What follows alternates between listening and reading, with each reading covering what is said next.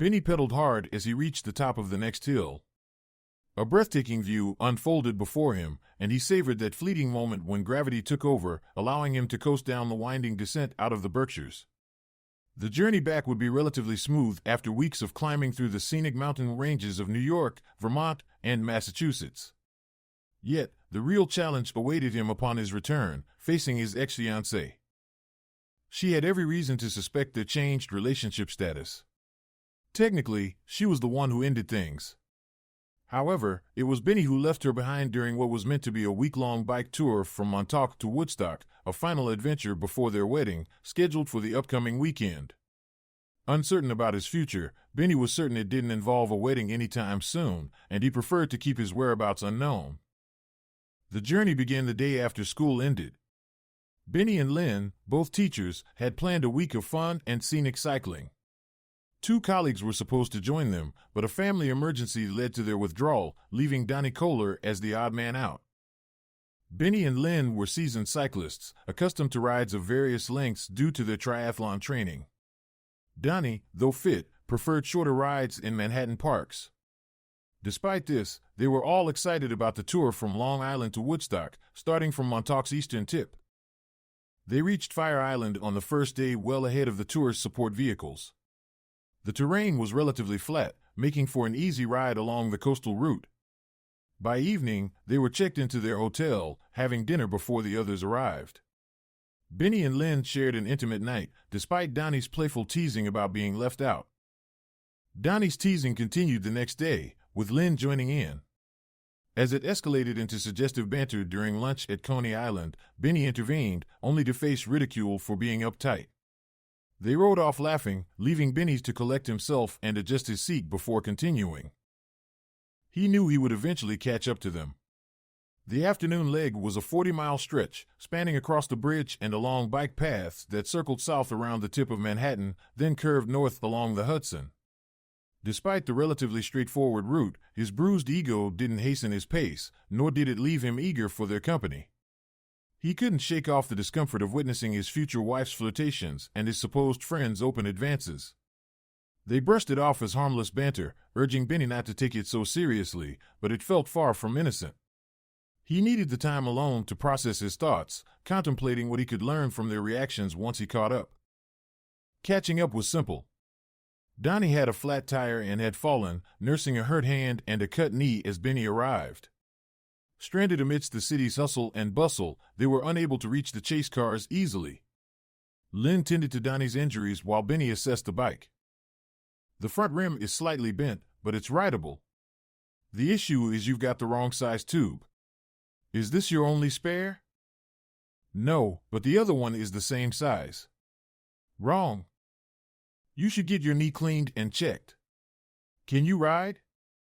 Benny lent Donnie his own bike and sent him off with Lynn while he stayed behind with the damaged bike.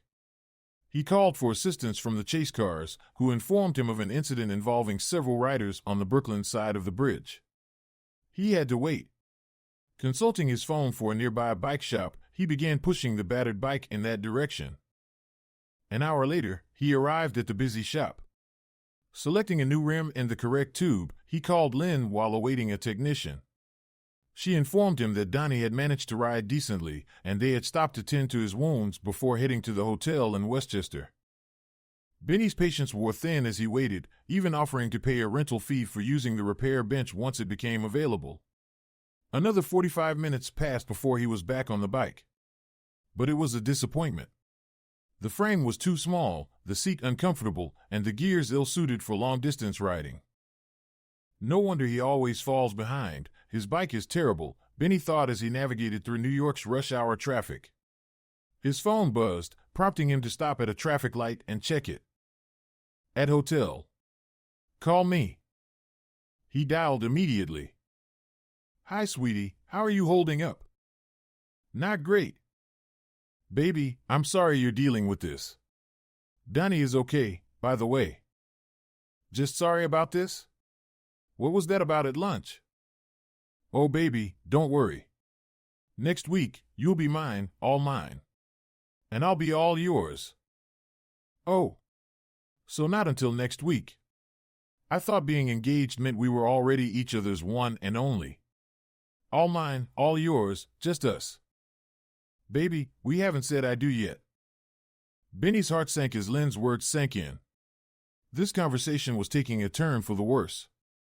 He unzipped his cycling jersey, feeling for the weight of her engagement ring. He hadn't compromised on the jewelry, he'd invested in a substantial rock for her. The only issue was that it didn't fit comfortably under his snug biking gloves. During their rides, she would wear the ring on the chain around his neck. The thing is, Benny, you know I've been struggling with pre-wedding jitters. His anxiety heightened. Her jitters had centered around doubts about committing to one man for life. And you guys are all strutting around with bulges in your liquor bike shorts. This couldn't be happening. It just couldn't. I want to have one last fling. There it was. Damn. I'll stay with Donnie in the hotel tonight. We'll keep your bike in our room. Tomorrow morning, Donnie and I will order room service breakfast. That way, I'll have one final night of freedom. After breakfast, we'll come to your room and discuss it. Then Donnie can retrieve his bike, and we can all move forward as before.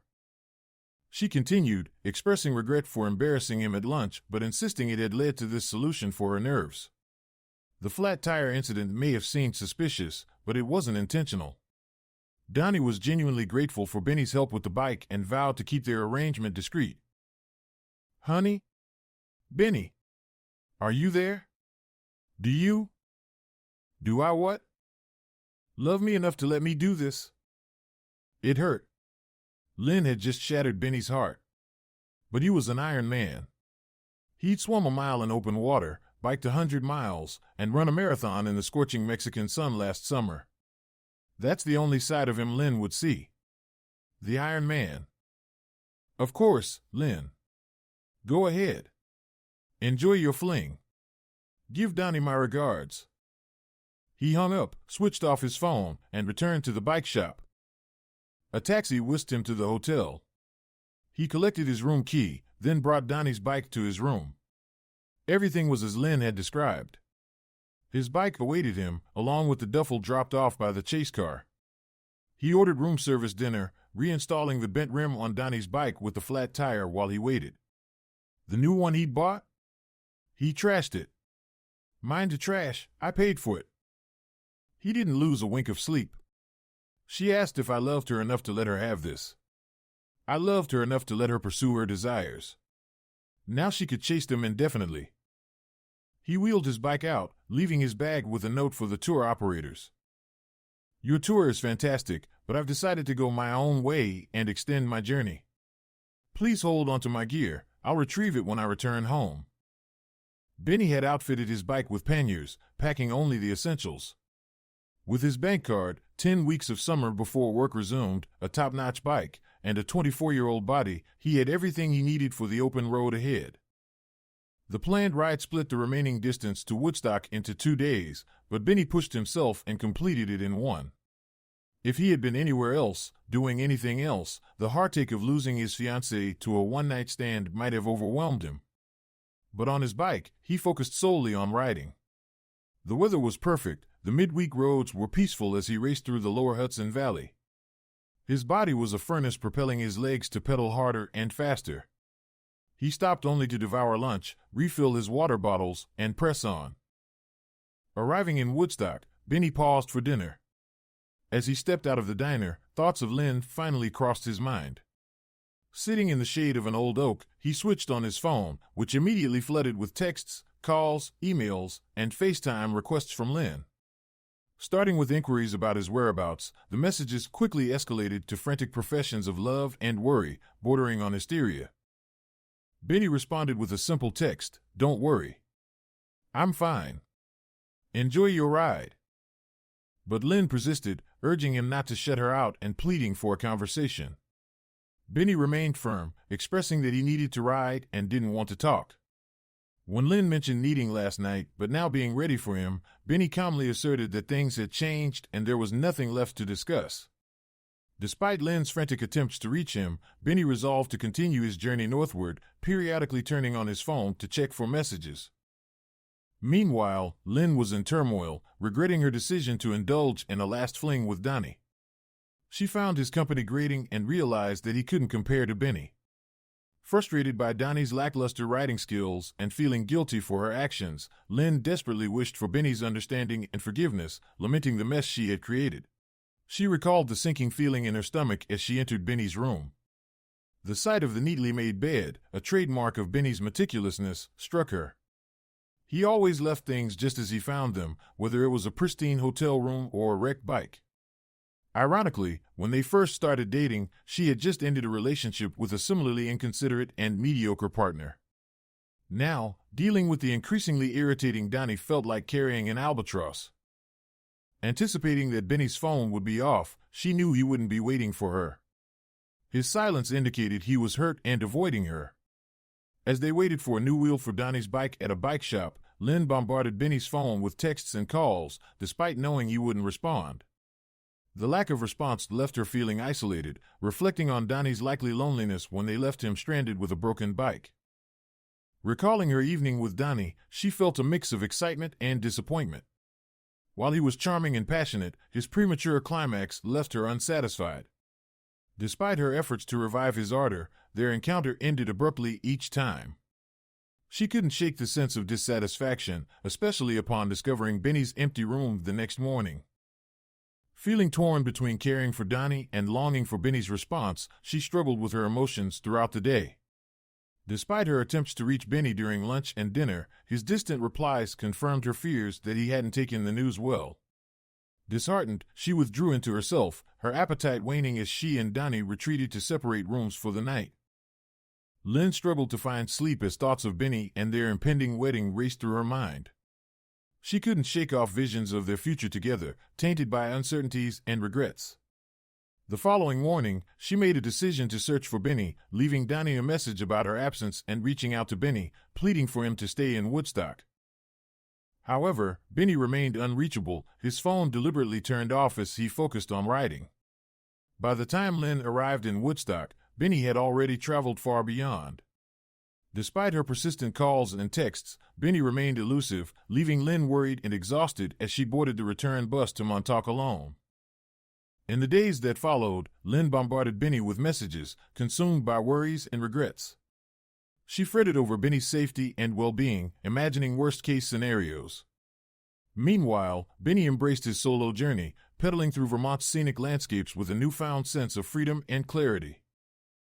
After 2 weeks on the road, Benny reached a decision. In an email to Lynn, he expressed his love but also his disappointment in her actions. He acknowledged her desire for freedom but asserted his own need for trust and fidelity in their relationship. Benny suggested downgrading their relationship to something less exclusive and proposed canceling or postponing the wedding. Despite the heartbreak, Benny remained practical, arranging to retrieve his belongings and expressing understanding regarding the ring. He concluded with a note to inform his family about the wedding changes, easing the burden on Lynn's side. Benny's letter pierced Lynn's heart like poison, triggering hours of tears before she could gather herself to call her mother. Explaining the situation was agonizing, as the truth proved to be as painful as they say. Lynn felt the weight of her mistake bearing down on her. "Lynn, you made a huge mistake. Benny is right, and wise. This shows you're not ready for marriage," her mother remarked sternly. "But Mom, I am ready. I love Benny and can't wait to start our life together. I just wanted—" "Enough, Lynn. That's just an excuse. Your chance for one more time ended when you said yes and let him put that ring on your finger. Benny made the right call to postpone. I admire his patience for not closing the door completely. I'll handle the cancellations, but we're out a lot of money, so you'll need to repay our deposits. Mom, all you care about is the wedding, and I'm falling apart here. Fine, I'll repay the deposits. But what about Benny? I don't know. Only you can decide what you want. If you still want Benny, it's up to you to pursue him this time.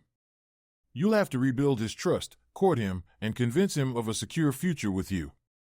Second chances are rare, Lynn, don't mess this up." After the call, Lynn spent the night reflecting on her actions and the pain she had caused. She realized it was her own fault.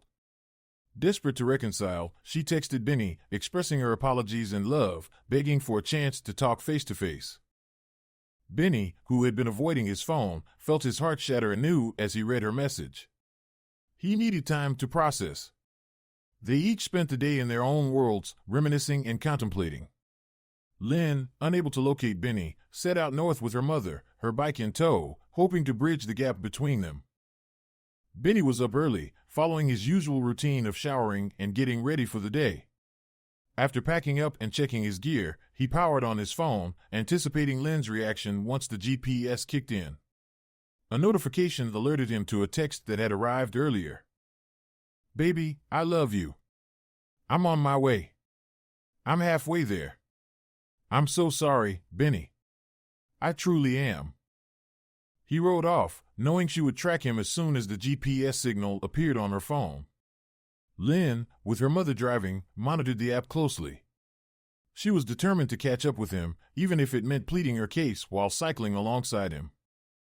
"He's keeping his phone on." "Mom, the dot is staying on screen," Lynn exclaimed. "That's a good sign, Lynn."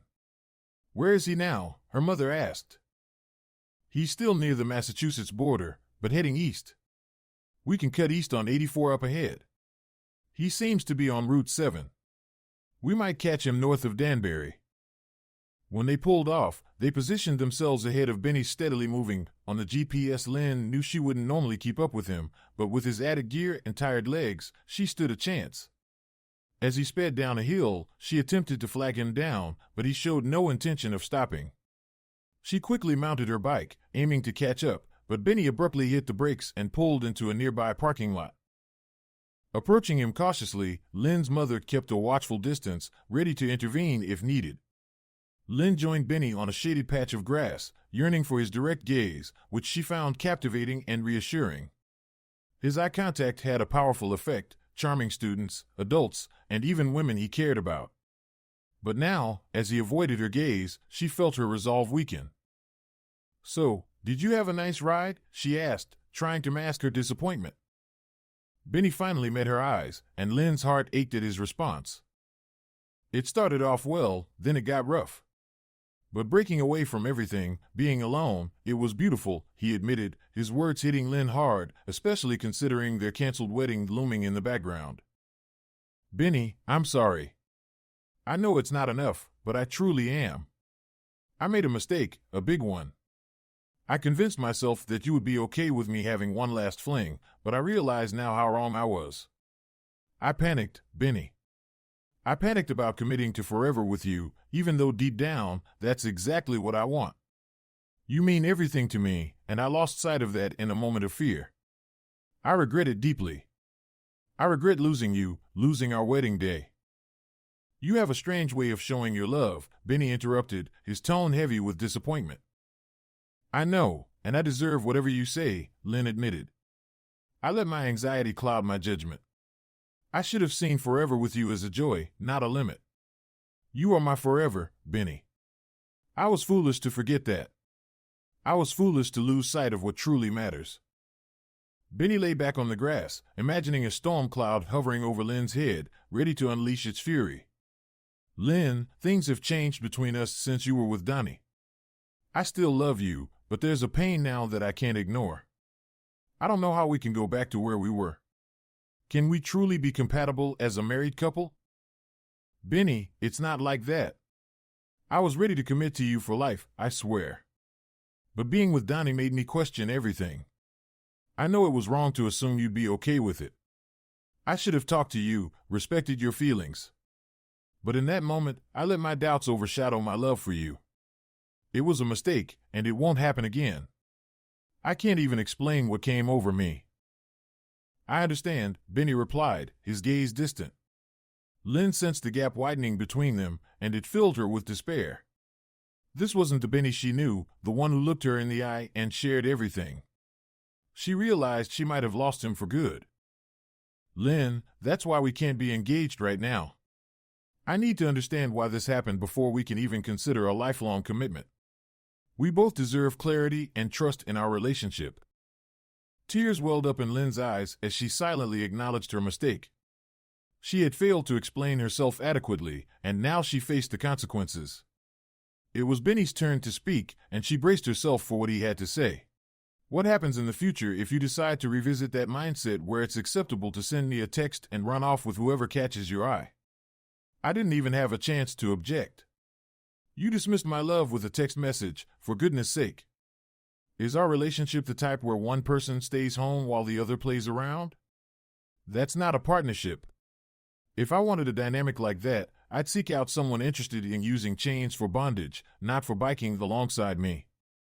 And let's not forget, I'm the one who was blindsided by all of this. If we were in the midst of a divorce right now instead of avoiding a wedding, you'd likely be entitled to half of my assets, alimony payments, and full custody of any children. Family courts tend to favor women. Yet you're the one who had the affair and broke my heart. So you get to enjoy passionate encounters with a lover, maybe even find someone new, keep the house, the kids, and all the financial benefits. Meanwhile, I'd be struggling to make ends meet on a meager income, unable to afford a nice meal, let alone pursue any new relationships. Every other weekend, I'd visit my kids at the home I barely managed to purchase. And while I'm spending those 2 days with them, you and your new partner would be out enjoying yourselves, thanks to the alimony I'd be paying. Sounds fair, doesn't it? And those precious moments I'd have with my kids every 2 weeks? They'd pale in comparison to the time spent with their other father, who would be there for every milestone, every birthday, and every significant moment. He'd know them inside and out because he's there the majority of the time, while I'm left with just a fraction of that. Yeah, that future looks promising to me, doesn't it? So here's where we stand. We're not getting married, we're no longer engaged. But it's not the end. I still love you, so there's a foundation to build upon. However, we're no longer exclusive. You've shown that you're still curious about other men, and I understand that now. So go explore. If you still want to see me, I'm open to it. But you'll be the one calling the shots in terms of dating and building our relationship. Just know that while you're out there exploring, so am I. I won't entertain the idea of an open marriage down the road, so if that's what you're looking for, it needs to happen now. Date, experiment, find yourself, do whatever you need to do. But remember, I won't be waiting around as your backup plan. Lynn found herself speechless. Benny hadn't closed the door on their relationship entirely. There was still a chance, albeit with conditions. It was clear she'd need to work hard to win him back, knowing she'd have competition. Benny's desirability would undoubtedly attract many suitors. Reflecting on their early days together, she remembered how Benny was a sought-after figure in school. Dating him was a big deal. He embodied the image of a traditional gentleman, always courteous and respectful. Clean-cut, intelligent, and physically fit from his triathlete pursuits, he had a magnetic charm. Their relationship blossomed slowly during their senior year and continued as they started working at the same high school. Sharing a love for cycling, they often rode together. Their intimacy was deeply satisfying, built on a foundation of affection rather than need for novelty. I swear I'll never venture into that destructive mindset again. I know it's easier said than done, but I'll prove it to you. I'll find a way to earn back your trust. To ease your concerns about a potential divorce, I'll sign a contract to protect your finances. You've worked hard to save for a house, and I want you to buy it, even if we marry. It'll always be your home, and your financial assets will remain yours alone, even in joint accounts. When it comes to raising kids, I won't settle for anything less than equal involvement from you. If we ever divorce, I'll live next door so you can have more than just weekends and holidays with the children. And if you ever desire more excitement in bed, I'm open to it. While I cherish our vanilla love life, I'm willing to explore new things with you, as long as it's just us, no one else. So, the idea of an open marriage? Not a chance. You're my Mr. Right now, my Mr. Right, my only one, Benny. I won't rest until we're married and building our life together. Lynn rose to her feet, bidding her mother farewell. I have a journey to complete, Mom. I need to retrieve my car from Montauk, so I'll be away for a few days. I'll call you tonight when I stop and update you, but for now, I'm heading home. See you soon. She walked over to her bike, grabbed her helmet, and began fastening it while addressing Benny. So, we embarked on this ride together. We hit a bump along the way. Should we finish it together? I'm not sure, Lynn. I still feel hurt. Sorry, Benny, but part of your condition was letting me decide when we'd start dating again. Well, here we are. Our first post-engagement date is completing the last one we had as fiancés. That means this ride. Now, I expect you to ensure I get home safely and walk me to my door. Are you up for it? She flashed him a smile, then swiftly mounted her bike and pedaled away. Benny watched her go, feeling challenged to catch up.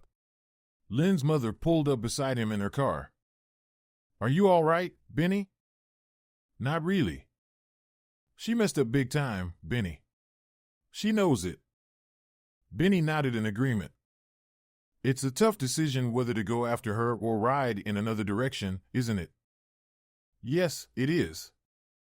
She expected you to wait and watch, Benny. They observed Lynn cycling down the road. The valley road followed a stream, offering a clear view. I wouldn't blame you for riding the other way. I'd be thrilled to have you as my son-in-law. Let me give you some food for thought. That wasn't really Lynn. I'm certain she loves you and won't repeat that. So, if you take her back, marry her, and she cheats, I'll hire my cousin Lucille, a formidable divorce attorney, to represent you. Benny chuckled at the idea. I'll even ensure an airtight prenup to protect you, with me as a party to the agreement. Lucille will be obligated to represent you if needed. Benny pondered as Lynn climbed the distant hill. You also have to consider if your life would be better without her. Are her actions so irredeemable that you'd be happier without her? And lastly, as long as you two are together, she'll owe you, whether you remind her directly or not. Consider a small wedding ceremony, or even eloping. So every time she sees the photos of her modest wedding, without the grand church setting, bridesmaids, or elaborate gown, she'll be reminded of what she missed out on. I don't want to inflict pain on her. Just because she disrupted my plans doesn't mean I want to crush her dreams. You don't have to crush anything. She already feels like she's done that. At this stage, she'd probably be thrilled if you both dashed off to the courthouse one day in jeans and t-shirts. She sees it as losing you. You won't be ruining anything, you'll be her hero. However, they observed Lynn cresting the hill. She'll also feel indebted to you. She'll go above and beyond to prove her love for you and you alone. She'll do anything to show how much she admires you. You'll get your favorite meals, sex whenever and however you want it, and, best of all, control over the remote. He chuckled again, then turned to her. How do you know? I'm her mother. I'm just like her. I know how I'd feel if I lost you. Don't be surprised if, even if you don't take her back, I come around knocking. You're quite a catch. She laughed at her own jest, then grew serious. You'll have a get-out-of-jail-free card, you know. He raised an eyebrow. His own mother-in-law was suggesting he could spend a night with another woman without consequence, her eyes gleaming with mischief. You know I could never do that. I know. She was subtly nudging him back toward her daughter. Her points were logical, but they didn't completely fill the void Donnie had left in his heart. And her playful teasing deserved a response. But if I did use my get-out-free card, you'd be the first person I'd call, my beautiful mother-in-law. His grin matched hers in mischief as he got on his bike, watching Lynn disappear over the next hill. You'd better hurry, she's getting away. Nah, I'm not going to chase her. She's been pursued all her life, and I'm done being the one to do it. I've already made it clear to her that I'll be around, but I've already done my share of courting. It's her turn now. She went ahead without me in more ways than one. She's going to have to learn to look over her shoulder and catch up for once. You're not going after her? I'll follow for a while. But instead of sticking to Route 7, all the way south, I'm taking some more scenic routes. If she's not careful, she'll end up chasing a GPS stop instead of riding alongside me. You're not going to make it easy for her, are you? Nope. I sense there's a pretty good chance you won't be my son-in-law anytime soon. Correct. He pedaled away, following the same path her daughter had taken minutes earlier. But whereas she had sprinted, he moved with a steady, deliberate pace. As her daughter had slowed and struggled up the distant hill, Benny maintained his rhythm. She almost dialed her daughter to warn her to slow down and wait for Benny. But she hesitated. Her daughter had treated her fiancé poorly. She needed to understand that marriage wasn't a series of sprints like Lynn's ride. It required a consistent, steadfast pace, like Benny's. It required teamwork and commitment, limited to just two people. He looked magnificent powering that bike, even with the added weight of loaded panniers. She hoped he would catch up to Lynn, yet for a moment, she entertained the idea that Benny might indeed take advantage of his free pass with her. It had been so long since her husband passed away, she could lose herself in a night of indulgence. No! She snapped out of her daydream. This one belongs to Lynn. Still, her eyes twinkled with what-if scenarios as he reached the hill's summit. She then imagined a beautiful scene where he raced down the other side to a waiting Lynn, sweeping her into his arms and carrying her off to a nearby. "Son of a gun," she exclaimed. Instead of zooming down the hill after Lynn, just before disappearing from view, Benny veered right onto a smaller road. Lynn would spend the day chasing GPS markers. This, thought Lynn's mom, is not the end. Thanks for watching. Subscribe to the channel not to miss new videos.